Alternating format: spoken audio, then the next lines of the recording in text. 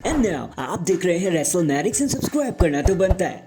तो शो की धमाकेदार स्टार्टिंग होती है द बिग जिमी ऊसो से, जिनको हम सभी एक बैसाखी के साथ देखते हैं और हमें पता चल जाता है कि वॉर गेम्स के दौरान वो भी इंजर्ड हो गए थे। खैर वो सबका शो पर वेलकम करते हैं और कहते हैं कि भाई वॉर गेम्स मेरे लिए एक बहुत बड़ा शो था, एक बहुत बड़ा मैच था। आपको रोज रोज थोड़ी ना मौका मिलता अपने फैमिली के साथ लड़ने का अपने दुश्मनों से। हाँ बस मुझे जरा सी चोट लग गई। सी मैंने देखा अपने फैमिली को डोमिनेट करते हुए, जैसे जेउस एक बड़ा इंसान बना। रोमन रेंस तो यहाँ का राजा है। सोलो भी ठीक ठाक ही कर रहे हैं, हालांकि उनका काम बुरा है लेकिन ठीक ठाक कर रहे हैं। मुझे सब पर प्राउड है। लेकिन अब क्योंकि हम सबको पीछे छोड़ चुके हैं, वॉर गेम्स आगे निकल चुका है, अब सब कुछ पीछे हो चुका है, तो अब हम क्या करेंगे आगे? सच बताओ ना, मैं भी नहीं जानता। हो सकता है हम रॉयल रंबल जीत जाए, हो सकता है हम यूएस टाइटल को जीत जाए, या ये भी हो सकता है कि बिग जिम अनडिस्प्यूटेड चैंपियनशिप की तरफ ही चला जाए, कौन जानता है। लेकिन शायद आज जिमी का दिन अच्छा नहीं था, क्योंकि ट्रांसफर विंडो के चलते ड्रू मैकिंटायर स्मैकडाउन पर आ जाते हैं। वो जिमी को एक क्लेम और किक ठोक देते हैं, बट इससे पहले कि वो ज्यादा डैमेज करते निक एल्डिसन ऑफिशियल आकर उन्हें रोक देते हैं। ड्रू वहाँ पे हंसते हुए चले जाते हैं, जिससे हमें समझ आता है कि उनको जरा भी रिग्रेट नहीं है जो भी चीजें उन्होंने करी। फिर वही बैक स्टेज में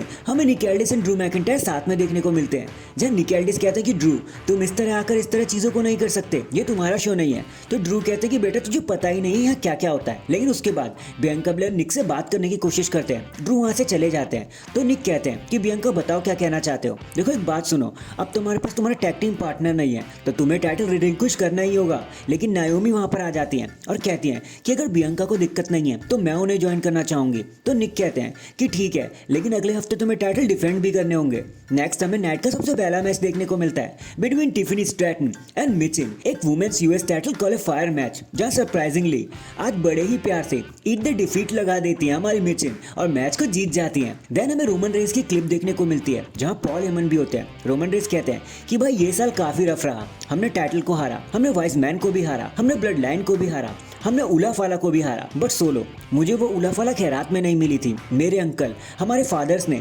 आके मुझे वो रिस्पॉन्सिबिलिटी दी, लेकिन तुमने उसे चुराया है सोलो। लेकिन अब मैं रॉ जब नेटफ्लिक्स पर जाएगा ना, तुम्हें चैलेंज करता हूँ 1-on-1 के लिए, और चल बेटा देख लेते हैं कि फाइनली कौन है असली ट्राइबल चीफ। इन सबको खत्म कर देते हैं वंस एंड फॉर ऑल, और फाइनली कौन किसे एक्नॉलेज करेगा। और इसी धमकी के साथ ये मूवमेंट यहीं पर खत्म हो जाता है। इसके बाद हमें कार्मेलो versus the returning Braun Strowman के बीच में एक मैच देखने को मिलता है, जहाँ बड़े ही पैसे डोमिनेट करते हुए ब्रॉन स्ट्रोमन मैच को जीत जाते हैं। नेक्स्ट उस बैकस्टेज मूवमेंट के बाद हमें solo Sikoa versus LA Knight के बीच में एक मैच देखने को मिलता है, जहां एले नाइट ने अपने जमीन आसमान का जोर लगा लिया, लेकिन वो सोलो को पिन नहीं कर पाए।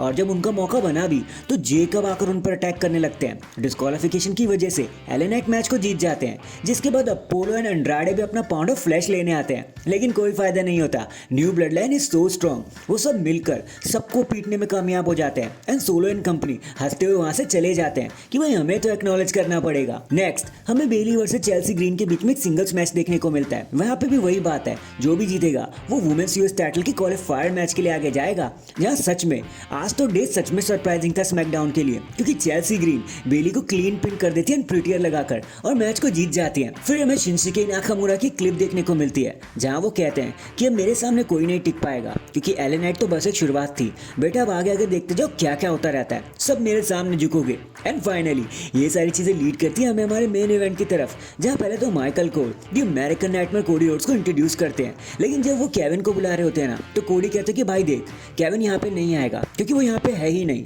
तो इंटरव्यू लेना शुरू कर दे, मैं ही अकेला सोल सर्वाइवर हूँ। माइकल कहते हैं कि चलो ठीक है, कोडी बताओ ट्रिपल एच ने तुम्हें क्या गिफ्ट दिया। लेकिन तभी केविन ओवेंस हमें स्क्रीन पर दिखाए जाते हैं और वो कहते हैं कोडी कितना झूठ बोलेगे भाई, अब मुंह बंद कर ले, इतने धोखों से तेरा मन नहीं भरा, तू कितना बुरा भाई और कितना बुरा दोस्त है, सबको बता तू, और तुझे स्टारडस्ट बन के कितना मजा आता है ये भी क्यों नहीं बता देता।